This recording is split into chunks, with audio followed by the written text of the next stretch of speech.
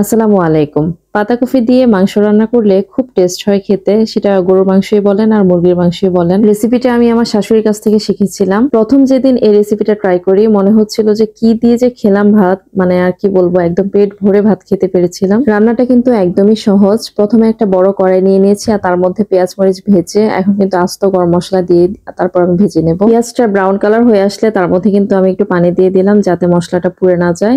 আর এর মধ্যে কিন্তু আমি 1.5 চা চামচ করে আদা রসুন বাটা দিয়ে দিয়েছি।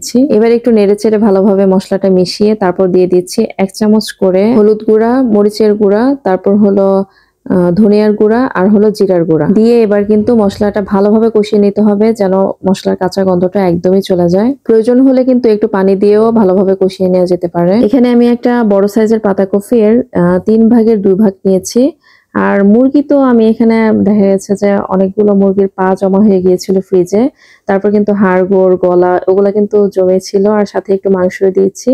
তো এইভাবে আর কি আমি রান্না করে নিয়েছি। এইগুলো কি মাংসের সাথে দিলে আমার খাওয়া হয় না, তাই আমি এইভাবে রেখে দিই। যখন দেখা যায় যে পেঁপে তারপর লাউ বা এরকম পাতাকপি দিয়ে কিন্তু রান্না করা যায় তখন কিন্তু খুব সহজেই খাওয়া হয়ে যায় আর আমার ঘরে এভাবে পছন্দও করে খেতে। এবার মশলাটা ভালোভাবে কষে আসলে মুরগির হাড্ডি গুড্ডি মাংস এগুলো দিয়ে কিন্তু ভালোভাবে কষিয়ে নেব। আর এর মধ্যে কিন্তু আমার একদম পানি দিয়ে এটা সিদ্ধ করতে হবে না, কষানোতেই সিদ্ধ হয়ে যাবে, ওই পরিমাণ কষাতে হবে। তারপর কিন্তু পাতাকপিটা দিয়ে দিচ্ছি। আসলে আজকে কিন্তু ইলেকট্রিক চুলা রান্না করতে হচ্ছে।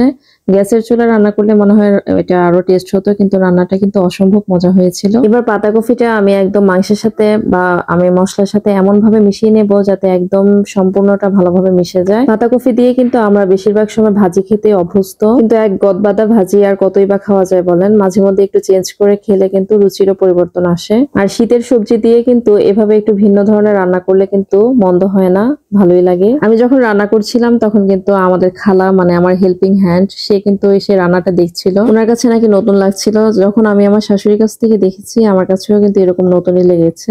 একসময় কিন্তু এই সবজিটা আমি একদমই খেতে চাইতাম না, আমার আম্মা অনেক বকাঝকা করতো, আর এখন নিজে থেকেই খাই। আর এখন দেখা যায় আমার বাসায় পাতাকপি আনলে নোহনের বাবা সবসময় বলবে যে মাংস দিয়ে রান্না করো, ওইভাবে আসলে ভালো লাগে। তো এই তো ভাজিও করি, মাংস দিয়েও রান্না করি, এভাবেই হয়ে যায়। আচ্ছা, এখন তো দেখতেই পাচ্ছেন পাতাকপিটা কিন্তু একদম নরম হয়ে গিয়েছে। তো এর মধ্যে কিন্তু আমি ঢাকনা দিয়ে দিয়ে রান্না করব, পানি দিতে হবে না। কারণ এই পাতাকপি থেকে কিন্তু পানিটা ছেড়ে দেবে, যথেষ্ট পানি ছাড়বে আর ওই পানিতেই হয়ে যাবে।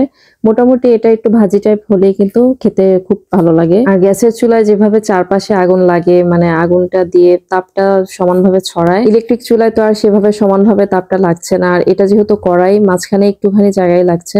তো আমি ভাবছিলাম যে কি কেমন জানি হয় খেতে বা কিছু না, ভালোই হয়েছে। তারপর দেখলাম। আর অবশ্যই এটা রান্নার সময় কিন্তু একটু বড় কড়াই ইউজ করতে হবে, কারণ পাতাকপিটা যখন আমরা রান্না করি তখন কিন্তু মানে যখন আমরা কেটে রাখি তখন অনেক বেশি মনে হয়, আর যখন রান্না করা শেষ হয় তখন কিন্তু একদম চুপসে যায়। তো সেদিকে একটু খেয়াল রাখতে হবে। যাই হোক, এই তো আমার রান্না কিন্তু প্রায় শেষ হয়ে গিয়েছে। অল্প অল্প একটু ঝোল ছিল আর ওটা শুকানো সম্ভব হয়নি, কারণ বুঝতেই পারছেন ইলেকট্রিক চুলা, বারবারই বলছি। যাই হোক, ভালো থাকবেন সবাই।